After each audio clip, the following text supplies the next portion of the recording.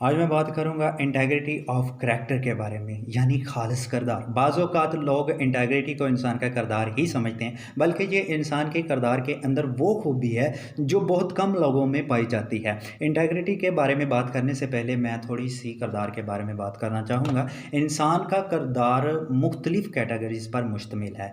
कुछ लोगों का किरदार अच्छा होता है और कुछ लोगों का थोड़ा कम होता है और कुछ लोगों का नीम गर्म होता है, यानी दरमियाना होता है। और कुछ लोग बुरे होते हैं और कुछ बहुत बुरे होते हैं और कुछ लोगों का तो कुछ खाता ही नहीं होता। और हम ये कॉमर्स भी पास करते हैं कि इसके किरदार में तल्ख़ी है, इसके किरदार में गुस्सा है वग़ैरह-वग़ैरह, और बहुत सारे ऐसे हैं, लेकिन इनके बारे में आप सोच लीजिए, आपके इर्द-गिर्द ऐसे बहुत से करैक्टर आपको मिल जाएँगे।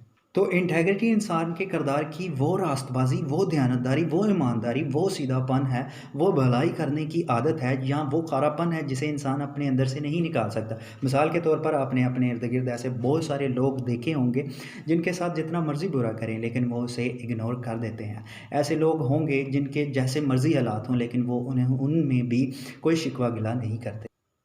जिनके साथ जितनी मर्ज़ी बुराई कर लें लेकिन वो नेकी करना नहीं छोड़ते। और तहकीक करने से और लोगों के नज़रिए से ये नतीजा सामने आया कि ऐसे लोग ज़्यादातर खुदादाद होते हैं, यानी खुदा परस्त होते हैं, वो लोग जिनका दिल खुदा की रहमतों में मगन होता है। तो मैं यहाँ पर बाइबल मुक़द्दस में से मुक़द्दस यूसुफ़ की कहानी आपके सामने बयान करना चाहूँगा। पैदाइश 30 बाब से आगे इसकी सारी स्टोरी मिलती है। मुक़द्दस यूसुफ़ खूबसूरत और हसीन किरदार में, बाकमाल गुफ्तार में, जमाल बाप की आँखों का तारा, ऐसे जैसे साँसें बसती हों उसमें। लेकिन भाइयों की नफ़रत का मारा इस्माइलियों के हाथों में 20 रुपये में बेचा जाता है और एक मिस्री हाकिम पोतीफ़र के घर में पहुँच जाता है। वो उसकी दयानतदारी और ईमानदारी और रास्तबाज़ी को देखकर उसको अपने माल और घर का मुख्तार बना देता है, और पोतीफ़र की बीवी का दिल मुक़द्दस यूसुफ़ पर आ जाता है और वो इससे कहती है कि मुझे तेरे साथ कुछ करना है।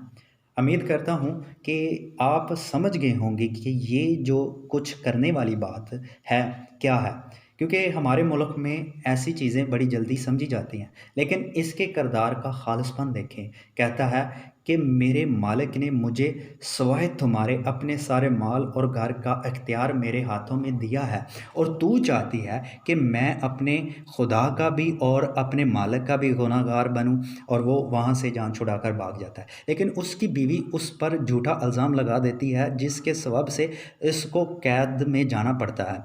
और ऐसा अक्सर औक़ात ही होता है कि जो लोग सीधे और ख़ालिस होते हैं वही दबाव के नीचे आते हैं, वही मुश्किलात में फंसते हैं।